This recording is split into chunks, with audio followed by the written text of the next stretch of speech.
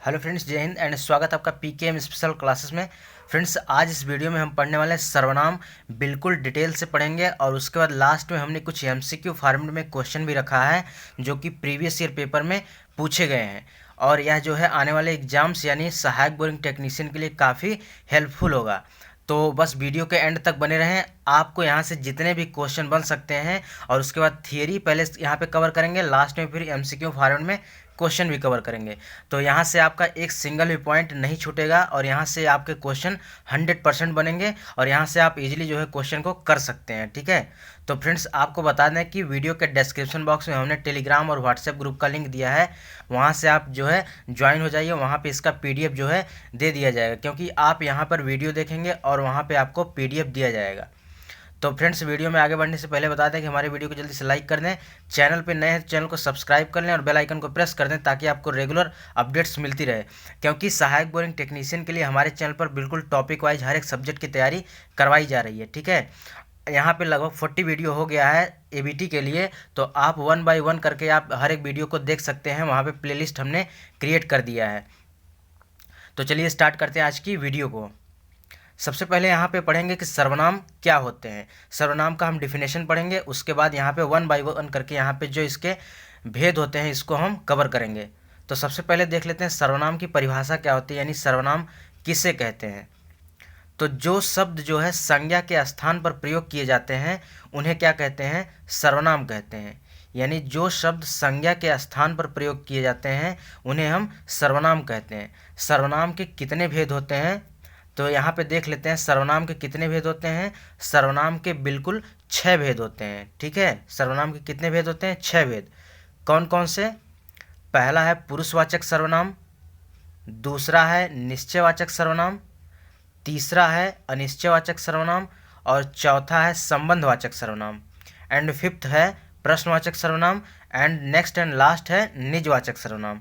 तो फ्रेंड्स, सर्वनाम के कितने भेद हैं, तो सर्वनाम के कुल 6 भेद हैं। और कई बार इस टाइप का क्वेश्चन जो है बना है, डायरेक्टली पूछ लेता है कि सर्वनाम के कितने भेद होते हैं, तो सर्वनाम के कुल 6 भेद होते हैं। यहाँ पे बिल्कुल हम 1 बाय 1 करके पढ़ेंगे बिल्कुल डिटेल से। ठीक है, तो सबसे पहले यहाँ पे हम पढ़ेंगे पुरुषवाचक सर्वनाम। तो अभी हमने ऊपर देखा सर्वनाम के कितने भेद हैं, तो सर्वनाम के कुल 6 भेद होते हैं। ठीक है, तो कौन कौन से? पुरुषवाचक सर्वनाम, निश्चयवाचक सर्वनाम, अनिश्चयवाचक सर्वनाम, संबंधवाचक सर्वनाम, प्रश्नवाचक और निजवाचक सर्वनाम। तो यहाँ से हम 1 बाय 1 करके पढ़ेंगे बिल्कुल डिटेल से। ठीक है, आपको बिल्कुल कन्फ्यूजन नहीं होगा, बस वीडियो के एंड तक बने रहें, आपका यहाँ से बिल्कुल क्लियर हो जाएगा। यहाँ से आपका एक सिंगल भी कन्फ्यूजन नहीं रहेगा और यहाँ से आप 100% क्वेश्चन को सही कर पाएंगे। तो पुरुषवाचक सर्वनाम जो होता है इसके 3 भेद हैं। पुरुषवाचक सर्वनाम के 3 भेद हैं। जैसे इसमें क्या होता है कि जैसे हम, तुम, मैं अपना काम खुद कर लूँगा, तो इस टाइप के जो होते हैं पुरुषवाचक सर्वनाम के भेद हैं। तो सर्वनाम के जो भेद हैं वो कौन कौन से हैं, तो पुरुषवाचक सर्वनाम में जो सबसे पहले पर्सनल प्रोनाउन, और इसके भी 3 भेद हैं। कौन कौन से? उत्तम पुरुष, मध्यम पुरुष और अन्य पुरुष। तो यहाँ पे 1 बाय 1 करके हम देखेंगे, लेकिन सबसे पहले हम देख लेते हैं कि पुरुषवाचक सर्वनाम यानी पर्सनल प्रोनाउन क्या होते हैं। तो किसी भी प्रसंग में वक्ता के सामने 3 प्रकार के पुरुष यानी व्यक्ति होते हैं। यानी किसी भी प्रसंग में वक्ता के सामने 3 प्रकार के पुरुष होते हैं। तो सबसे पहले जो यहाँ पे देख लेते हैं 3 पुरुष होते हैं। कौन कौन से? यहाँ पे आपको इमेजिनेशन मेथड से बताएंगे ताकि आपके दिमाग में पूरी तरह से छप जाए। तो पहला जो व्यक्ति होता है वह स्वयं खुद होता है, यानी ठीक है, यानी जो लेक्चर डिलीवर करता है, जो स्पीच डिलीवर करता है, वह पहला व्यक्ति स्वयं होता है। दूसरा क्या होता है? दूसरा सुनने वाला होता है, ये सुनने वाला होता है। और तीसरा जो होता है जिसके विषय में बात की जाती है। एग्जाम्पल के तौर पर आपको बता दें, सपोज दैट जैसे कोई व्यक्ति है, कोई स्पीच दे रहा है, भाषण दे रहा है, तो जो भाषण देता है वह क्या कहलाता है? वह स्वयं है, यानी पहला पुरुष है वह। और जो सुनता है, यानी भाषण को जो सुनता है, स्पीच को जो सुनता है, वह दूसरा व्यक्ति हो जाता है। ठीक है, यानी कौन सा व्यक्ति हो जाता है? दूसरा। और जो थर्ड पर्सन कौन होता है? थर्ड पर्सन वह होता है जिसके बारे में बात की जाती है। जैसे सपोज दैट राम, अगर राम जो है बेरोजगारी के ऊपर बात कर रहा है, ठीक है, किसके ऊपर? बेरोजगारी के ऊपर बात कर रहा है। तो यहाँ पे अगर हम बात करें तो राम जो हो गया यहाँ पे फर्स्ट पर्सन हो गया, राइट। एंड सेकंड जो हो गया आपका, सेकंड जैसे कोई उसके बारे में सुन रहा है, वह जो भाषण दे रहा है राम, उसके बारे में कोई सुन रहा है, तो उसके बाद सुनने वाला क्या हो गया? सेकंड पर्सन हो गया। थर्ड व्यक्ति कौन हो जाएगा? जिसके बारे में बात की जा रही है, ठीक है, कि वह बेरोजगार है या कुछ भी है जिसके बारे में बात की जा रही है, वह थर्ड व्यक्ति हो जाएगा, यानी तीसरा व्यक्ति। तो इन्हें हिंदी में हम किस रूपों में जानते हैं? तो हिंदी में हम इन्हें क्या जानते हैं? उत्तम पुरुष, मध्यम पुरुष और अन्य पुरुष के नाम से जानते हैं, ठीक है। तो यानी उत्तम पुरुष सर्वनाम, मध्यम पुरुष सर्वनाम और अन्य पुरुष सर्वनाम के नाम से जानते हैं। तो यहाँ पे 1 बाय 1 करके हम इसको देख लेते हैं, और इसको बिल्कुल आप इसको ध्यान से देखिए क्योंकि यहीं से क्वेश्चन बनते हैं, ठीक है। तो यदि इसको ध्यान से देख लेते हैं, आपके यहाँ से कोई भी कन्फ्यूजन नहीं रह जाएगा। तो यहाँ पे सबसे पहले हम कवर करेंगे उत्तम पुरुष जो होता है। तो बोलने वाला व्यक्ति जो होता है, यानी बोलने वाला व्यक्ति ही क्या कहलाता है? उत्तम पुरुष होता है। तो बोलने वाला व्यक्ति क्या कहलाता है? उत्तम पुरुष। जैसे मैं, मेरा, हम, हमारा, हमको, लाइक ये सब क्या है? उत्तम पुरुष हो गए। कोई भी व्यक्ति बोलने वाला होता है, जैसे हम बोल रहे हैं तो हम यहाँ पे उत्तम पुरुष हो गए, ठीक है। तो आपको यहाँ पे उत्तम पुरुष में कोई कन्फ्यूज़न नहीं होगा। उत्तम पुरुष यहाँ से बस इतना ही आपको याद रखना है, बोलने वाला व्यक्ति ही उत्तम पुरुष कहलाता है। नेक्स्ट है मध्यम पुरुष, यानी जिस व्यक्ति के, यानी मध्यम पुरुष क्या होता है कि सुनने वाला व्यक्ति क्या होता है? सुनने वाला व्यक्ति जो होता है मध्यम पुरुष होता है। जैसे तू, तुम, तुम्हारा, ये सब क्या हो गए? मध्यम पुरुष हो गए। नेक्स्ट एंड लास्ट है कि अन्य पुरुष। अन्य पुरुषवाचक सर्वनाम में किसको रखा गया है? यानी जिसके विषय में बात की जाती है, जैसे जिसके विषय में बात की जाती है वह अन्य पुरुष कहलाता है। जैसे वह, वे, उसे, उन्हें, ये सब क्या है? अन्य पुरुष कहलाते हैं, ठीक है। तो यहाँ से आपको क्लियर हो गया होगा कि यहाँ से पुरुषवाचक सर्वनाम के कितने भेद हैं। तो पुरुषवाचक सर्वनाम के डायरेक्टली 3 भेद हैं। कौन कौन से? उत्तम पुरुष, मध्यम पुरुष और अन्य पुरुष। तो यहाँ से कैसे कवर करेंगे? उत्तम पुरुष यानी जो बोलता है वह उत्तम पुरुष होता है, जो सुनता है वह जो है मध्यम पुरुष होता है, जिसके विषय में बात की जाती है वह जो है अन्य पुरुष होता है। तो यहाँ से आशा करता हूँ आप लोग को कोई कन्फ्यूज़न नहीं होगी। अब चलते हैं नेक्स्ट पे। यहाँ से नेक्स्ट है निश्चयवाचक सर्वनाम। निश्चयवाचक सर्वनाम क्या है, यहाँ पे हम डिटेल से कवर करेंगे कि निश्चयवाचक सर्वनाम क्या होते हैं।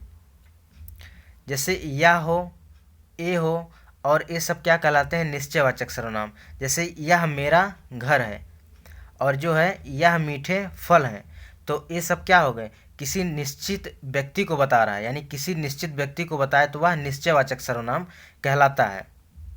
जैसे वह बहुत चतुर लड़का है, वे सुंदर पक्षी जो है दाना चुग रहे हैं। तो यहाँ पे किसी निश्चित यानी पार्टिकुलर व्यक्ति या घटना को रिप्रेजेंट कर रहा है, यहाँ पे क्या हो जाएगा? निश्चयवाचक सर्वनाम हो जाएगा। तो यहाँ पे जो फाइनली एक वर्ड में अगर कहा जाए तो इसको हम किस प्रकार डिनोट कर सकते हैं? जो सर्वनाम जो है शब्द किसी निश्चित व्यक्ति, वस्तु अथवा घटना की ओर संकेत करें उन्हें निश्चयवाचक सर्वनाम कहते हैं। तो फाइनल वर्ड यही है कि जो सर्वनाम किसी निश्चित व्यक्ति, वस्तु अथवा घटना की ओर संकेत करते हैं उन्हें निश्चयवाचक सर्वनाम कहते हैं।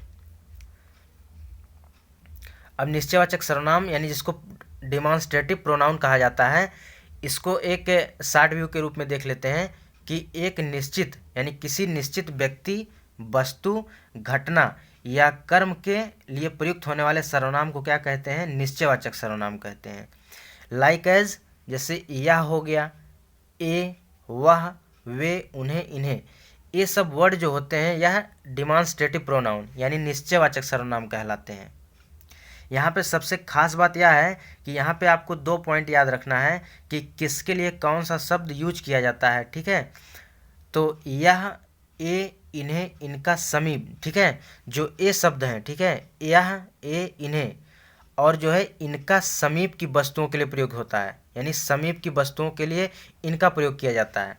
जबकि अगर दूर की कोई वस्तु है उसको डिनोट करने के लिए वह, वे, उन्हें, उनका शब्द प्रयोग किया जाता है। जैसे लाइक एज एग्जाम्पल के रूप में देखा जाए तो जो पहला एग्जाम्पल है, शर्मा जी का घर यह नहीं है वह है, यानी दूर की वस्तुओं को डिनोट करने के लिए किसका प्रयोग किया जा रहा है, वह का प्रयोग किया जा रहा है। नेक्स्ट एग्जाम्पल की बात करें तो मैं कुछ पुस्तकें लाया हूँ, इन्हें तुम रख लो। तो यहाँ पे इन्हें की बात कर रहा है, यानी समीपता प्रकट कर रहा है, ठीक है, यानी नज़दीकी भाव प्रकट कर रहा है, इसलिए यहाँ पे निश्चयवाचक सर्वनाम हो जाएगा, यानी समीप वस्तुओं के लिए। नेक्स्ट एंड लास्ट है कि विश्वास ना हो तो यह तुम पढ़ लो, ठीक है। तो यह शब्द किसके लिए रिप्रेजेंट कर रहा है, यह समीप वस्तुओं के लिए कर रहा है। तो निश्चयवाचक सर्वनाम से यहाँ से कोई भी यहाँ पे कन्फ्यूज़न नहीं होगा, क्योंकि यहाँ से हमने पूरा डिक्टो क्लियर कर रखा है। अब नेक्स्ट है अनिश्चयवाचक सर्वनाम। यहाँ पे देख लेते हैं अनिश्चयवाचक सर्वनाम में क्या क्या चीज़ें आती हैं। जैसे कोई, कुछ, ये सब वर्ड आते हैं या अनिश्चितता को प्रकट करते हैं, ठीक है, अनिश्चयवाचक सर्वनाम कहलाते हैं। लाइक एज एग्जाम्पल के तौर पे देखा जाए तो बाहर कोई खड़ा है, यानी उसके बारे में पता नहीं है, यानी बाहर कोई खड़ा है, तो इसके लिए क्या होता है कि यह अनिश्चयवाचक सर्वनाम है। जैसे दूध में कुछ गिर गया है, तो दूध में जो है कुछ गिर गया है, पता नहीं है, तो यानी अनिश्चित बात है, यानी अनिश्चयवाचक सर्वनाम हो गया। नेक्स्ट है कि माँ जो है बाजार से बहुत कुछ लाई है, तो यहाँ पे क्वांटिटी की बात कर रहा है, क्वांटिटी जो है निश्चित नहीं है, यहाँ पे कह रही है कि माँ बाजार से बहुत कुछ लाई है, तो यानी माँ बाजार से बहुत कुछ लाई है, तो यहाँ पे अनिश्चित बात है, यानी अनिश्चयवाचक सर्वनाम हो गया। तो यदि फाइनल वर्ड में यहाँ पे एक डिनोट किया जाए तो फाइनल वर्ड में आप इसको इस प्रकार कह सकते हैं कि जिन सर्वनाम शब्दों से किसी निश्चित व्यक्ति अथवा वस्तु का बोध ना हो उन्हें अनिश्चयवाचक सर्वनाम कहते हैं। क्या कहते हैं, अनिश्चयवाचक सर्वनाम। यहाँ से इम्पोर्टेंट पॉइंट यह है कि अनिश्चयवाचक सर्वनाम में कुछ अप्राणीवाचक तथा कोई जो है प्राणीवाचक के लिए प्रयोग होता है। कहने का मीन्स यह है, कहने का मतलब यह है कि कुछ का प्रयोग जो होता है वह जो होता है अप्राणीवाचक के लिए होता है, जबकि कोई शब्द का प्रयोग जो होता है प्राणीवाचक के लिए होता है। अभी इसको हम एग्जाम्पल के माध्यम से आगे देखते हैं। तो अनिश्चयवाचक सर्वनाम में क्या है, यानी जिसको इंडेफिनिट प्रोनाउन कहते हैं, यानी किसी निश्चित किन्हीं अनिश्चित व्यक्ति या अनिश्चित वस्तु, घटना या व्यापार के लिए प्रयुक्त होने वाले सर्वनाम जो है अनिश्चयवाचक सर्वनाम कहलाते हैं। इसके लिए 3 वर्ड आप याद रखिए कि कोई, किसी, कुछ। डायरेक्ट इसी तरह पूछता है, जैसे ज़्यादा डेप्थ में अगर क्वेश्चन पूछना होता है तब इस प्रकार पूछता है, लेकिन यदि सिंपली पूछना होता है, जैसे अभी आपका एबीटी का पेपर है, यानी सहायक बोरिंग टेक्नीशियन का पेपर है, यहाँ पे आपका एक सिंगल भी पॉइंट नहीं छूटेगा। इतना मैं श्योरिटी दे रहा हूँ कि आप हिंदी का यदि मेरा पूरा वीडियो देख लेते हैं तो हिंदी में आप 15 से 15 स्कोर कर लेंगे, ठीक है, हिंदी में आपका 15 में से 15 स्कोर आएगा, ठीक है, इतना मैं श्योरिटी दे रहा हूँ। यदि वीडियो को ध्यान से देख लेते हैं और पीडीएफ के साथ रिवीजन कर लेते हैं तो आपका यहाँ से 15 में से 15 नंबर फिक्स हो जाएगा। तो यहाँ पे जो नेक्स्ट है अनिश्चयवाचक सर्वनाम, इसमें हमने क्या बोला कि कोई, किसी, कुछ, इससे क्या बोध हो रहा है, अनिश्चितता का बोध हो रहा है, इसलिए यह अनिश्चयवाचक सर्वनाम हो गया। तो बस इतना वर्ड याद रखिए कि कोई, किसी, कुछ किसको बता रहा है, किसको रिप्रेजेंट कर रहा है, अनिश्चितता को, यानी अनिश्चयवाचक सर्वनाम हो गया।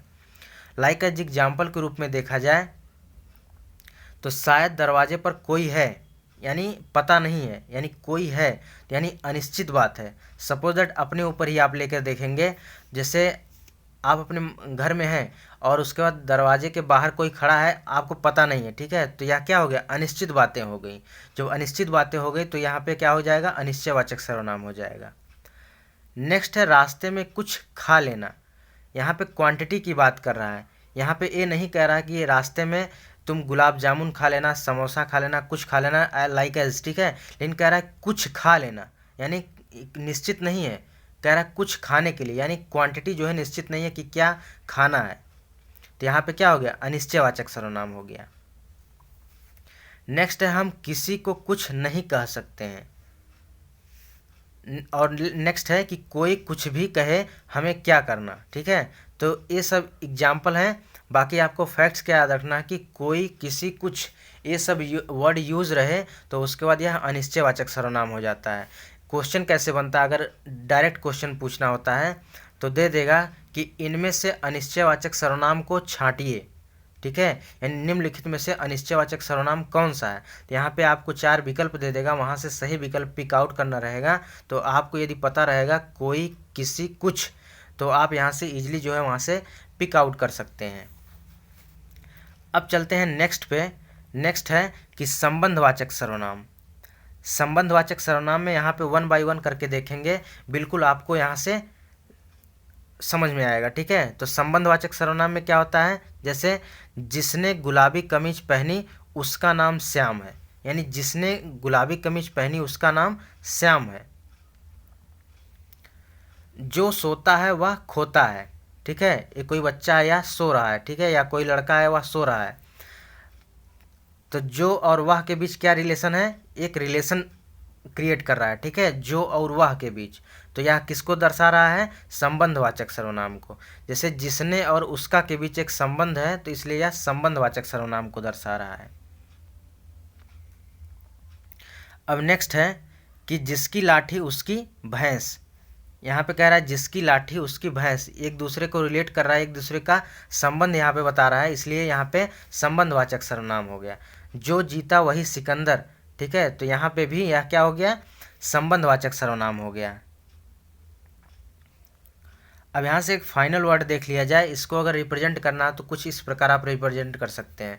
कैसे, कि जिन सर्वनाम शब्दों का संबंध जो है दूसरे सर्वनाम शब्दों से प्रकट होता है उन्हें क्या कहते हैं, संबंधवाचक सर्वनाम कहते हैं।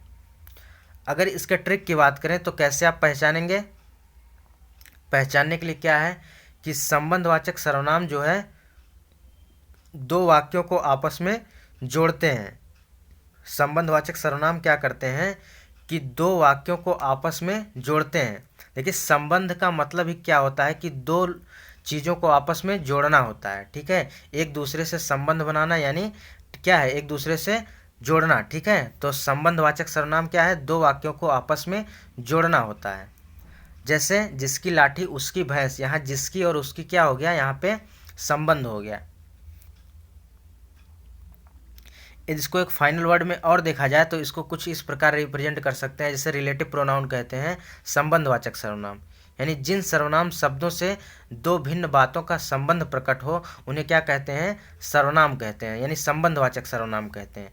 इसके लिए क्या क्या चीज़ें आपको याद रखनी है कि जो और सो, यानी जो और सो के बीच संबंध, जो और वह के बीच संबंध, जिसको उसको, जिसे उसे,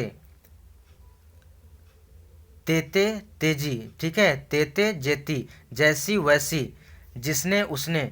सिंपली इस प्रकार दे देगा कि इनमें से संबंधवाचक सर्वनाम को छाटें। तो यहाँ से जब आपको क्लियर रहेगा तभी जाके आप यहाँ पे छाट पाएंगे, ठीक है, क्योंकि आपको इतना याद रखना है, जो सो, वह जो, जिसे वह, जैसा वैसा, जैसी करनी वैसी भरनी, इस टाइप का वर्ड यदि आए तो वह संबंधवाचक सर्वनाम यानी रिलेटिव प्रोनाउन को यह रिप्रेजेंट करता है। लाइक एज एग्जाम्पल के तौर पर यदि देखा जाए, जैसे पहला है जो करेगा सो भरेगा, यहाँ पे जो और सो को एक क्या कर रहा है, रिलेट कर रहा है, तो रिलेट फॉर रिलेशन, ठीक है, रिलेशन फॉर संबंधवाचक सर्वनाम हो जाएगा। नेक्स्ट है जैसा करोगे वैसा भरोगे, तो यहाँ पे क्या हो गया, संबंधवाचक सर्वनाम हो गया। अब नेक्स्ट है प्रश्नवाचक सर्वनाम। प्रश्नवाचक सर्वनाम में क्या होता है, प्रश्नवाचक सर्वनाम में प्रश्न पूछा जाता है। तो इसको आप सिंपली जो है आप बता सकते हैं कि प्रश्नवाचक सर्वनाम कौन सा है, क्योंकि यहाँ पे प्रश्न पूछा जाता है। जैसे तुम कहाँ रहते हो, वह कहाँ खड़ा है, तो ये सब क्या हो गए, प्रश्नवाचक सर्वनाम हो गए। तुम क्या कर रहे हो, गिलास किसने तोड़ा, इन शब्दों में क्या है, इन सब वाक्यों में क्या है, प्रश्न पूछा जा रहा है, इसलिए यह प्रश्नवाचक सर्वनाम हो गया। यदि फाइनल वर्ड में बात की जाए तो जिन सर्वनाम शब्दों का प्रयोग प्रश्न पूछने के लिए किया जाता है उन्हें क्या कहते हैं, प्रश्नवाचक सर्वनाम कहते हैं। क्या कहते हैं, प्रश्नवाचक सर्वनाम कहते हैं।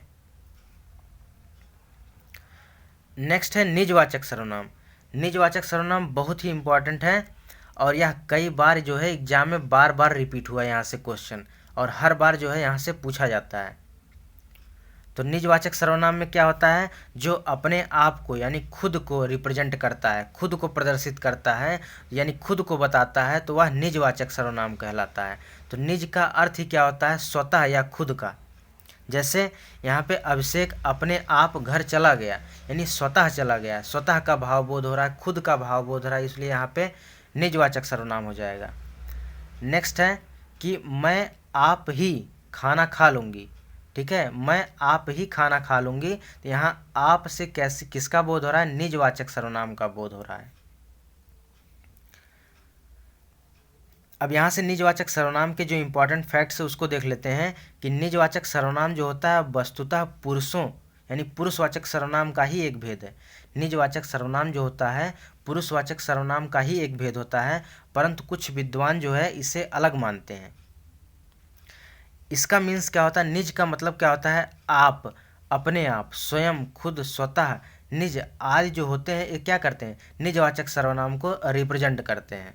लाइक एज एग्जाम्पल के तौर पर ये देखा जाए तो जैसे मैं अपना काम स्वयं करता हूँ, यानी स्वयं का बोध हो रहा है, यानी खुद का बोध हो रहा है। यहाँ पे किसका बोध हो रहा है, खुद का। तो जब खुद का भाव का बोध हो तो यहाँ पे निजवाचक सर्वनाम हो जाता है। नेक्स्ट है मैं अपना काम आप करता हूँ, ठीक है, तो मैं अपना काम आप करता हूँ, तो यहाँ से निजवाचक सर्वनाम हो जाएगा।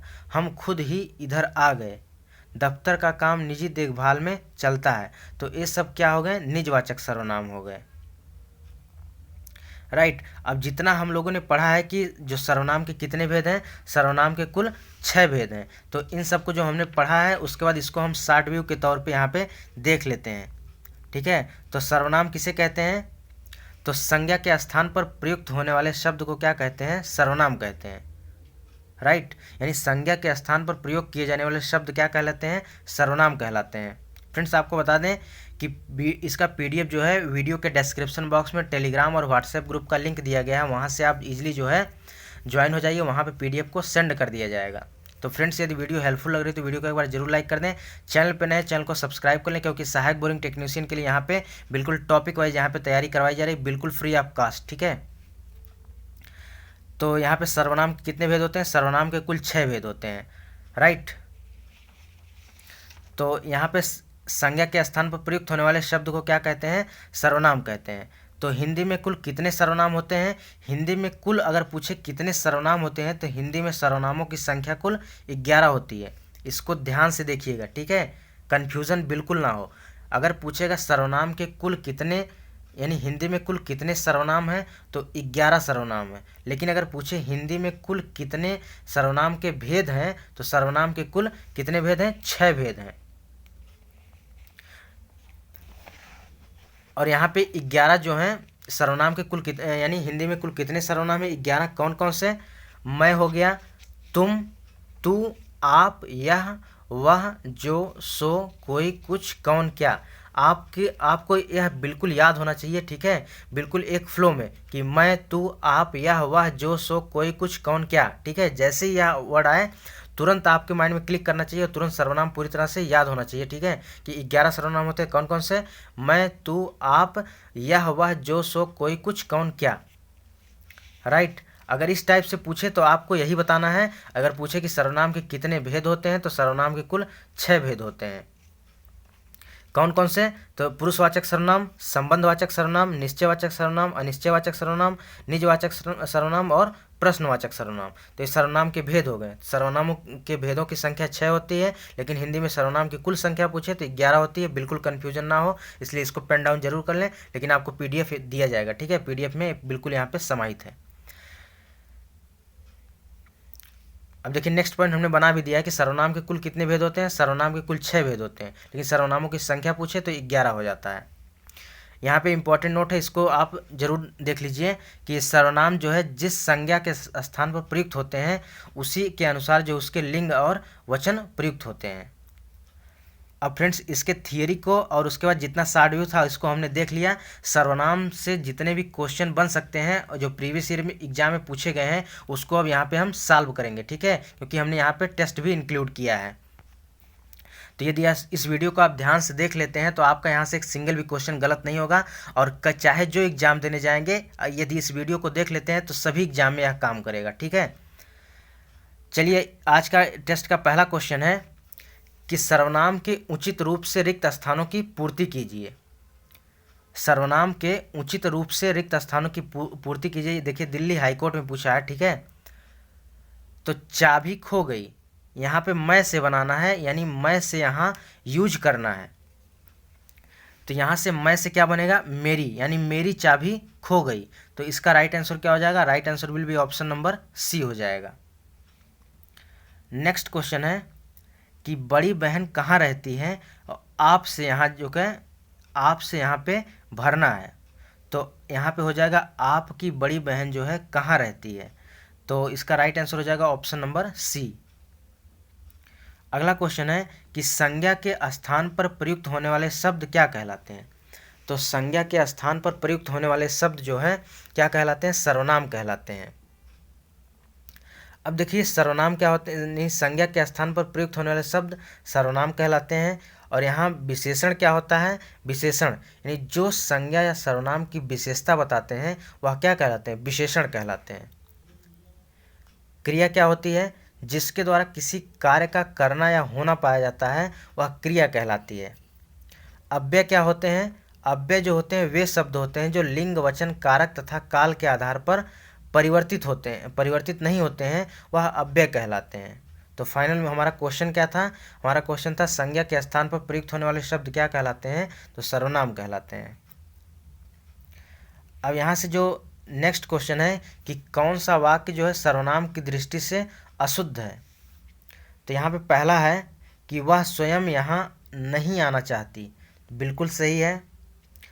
आपके आग्रह पर मैं दिल्ली जा सकता हूँ, ये भी बिल्कुल सही है। मैं तेरे को घड़ी दूंगा, यहाँ से बिल्कुल गलत है।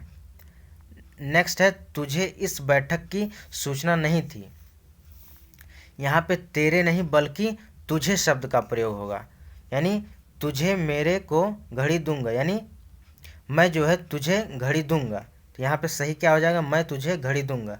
तो यहाँ पे राइट आंसर क्या हो जाएगा, ऑप्शन नंबर सी हो जाएगा।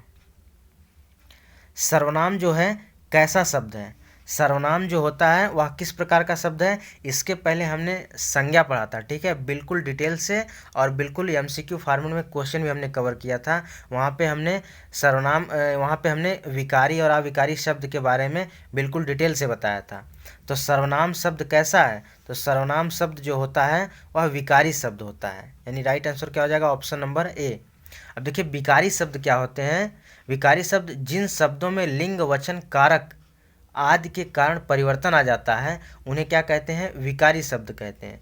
इनकी संख्या कितनी होती है, कई बार पूछता है। इनकी संख्या 4 होती है। कौन कौन सी, संज्ञा, सर्वनाम, क्रिया और विशेषण, ठीक है।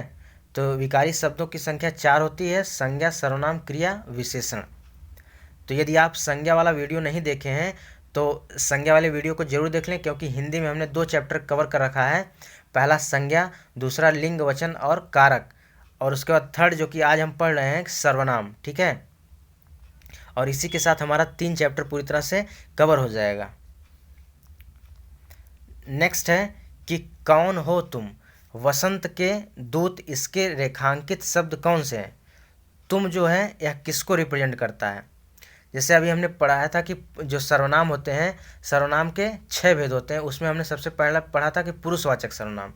पुरुषवाचक सर्वनाम के 3 भेद होते हैं, कौन कौन से, उत्तम पुरुष, मध्यम पुरुष और अन्य पुरुष। जो बोलता है वह उत्तम पुरुष कहलाता है, और जो सुनता है वह क्या कहलाता है, मध्यम पुरुष, और जो जिसके बारे में बात की जाती है वह अन्य पुरुष कहलाता है।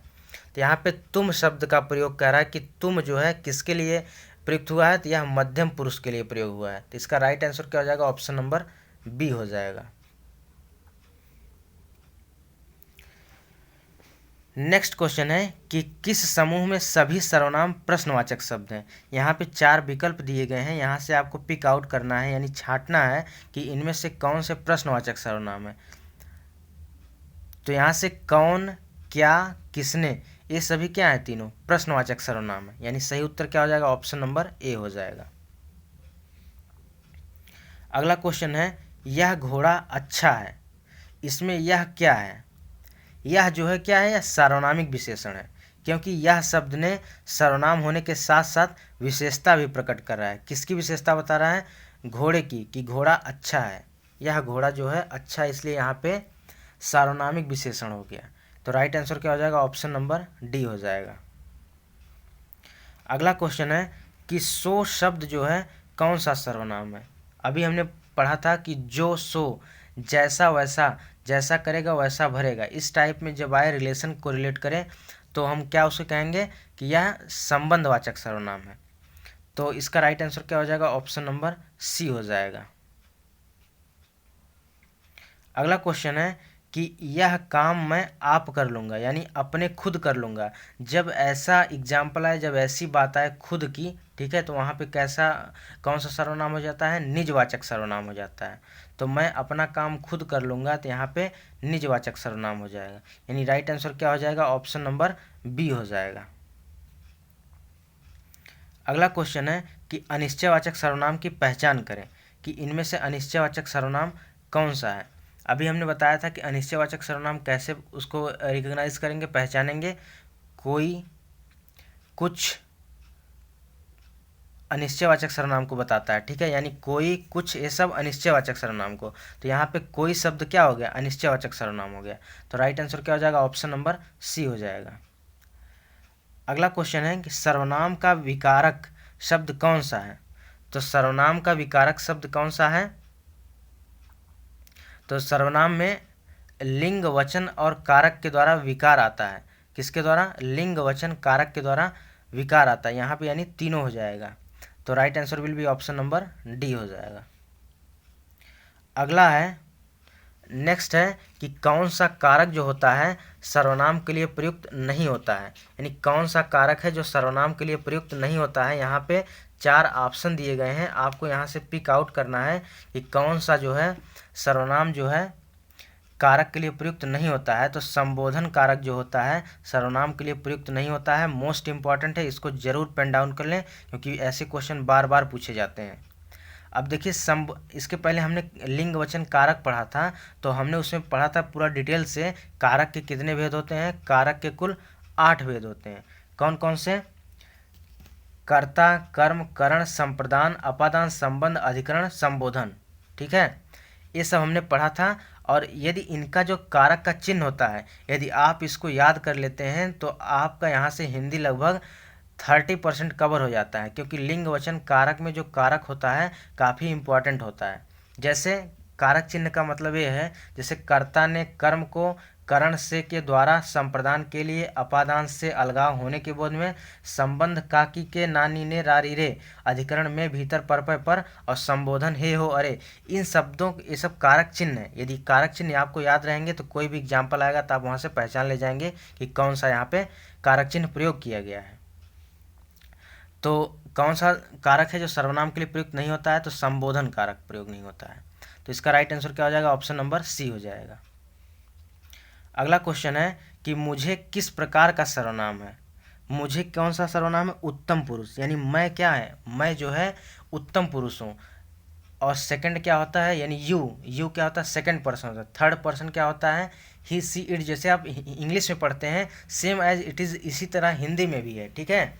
तो यहाँ पे भी मुझे कौन सा सर्वनाम हो गया? यहाँ पे उत्तम पुरुष हो गया। तो राइट आंसर क्या हो जाएगा? ऑप्शन नंबर ए हो जाएगा। नेक्स्ट है संबंधवाचक सर्वनाम, यहाँ पर छाटिए। तो जो सो जो होता है यह संबंधवाचक सर्वनाम होता है। कौन सा? जो सो जो होता है संबंधवाचक सर्वनाम होता है। और मैं, तुम, हम, ये सब किसको रिलेट करता है? मैं, तुम, हम को, यह पुरुषवाचक सर्वनाम को। यह और वह जो होता है निश्चयवाचक सर्वनाम को रिलेट करता है। कोई और कुछ अगर आए तो यह किसको दर्शाता है? अनिश्चयवाचक सर्वनाम को। यदि आप इसको बढ़िया से देख लेते हैं तो यहीं से क्वेश्चन बन जाते हैं, ठीक है। कोई बैठा है में कौन सा सर्वनाम? अभी देखिए पढ़े हैं, कोई, कोई का मतलब क्या है? कोई आए, कुछ आए, ये सब क्या है? अनिश्चयवाचक सर्वनाम हो गया। तो इसका राइट आंसर क्या हो जाएगा? ऑप्शन नंबर सी हो जाएगा। नेक्स्ट है तुम्हें जो है क्या चाहिए। यहाँ पे क्या वर्ड आया? यदि प्रश्न पूछने की बात आए तो वहाँ पे क्या कहलाता है? प्रश्नवाचक सर्वनाम कहलाता है।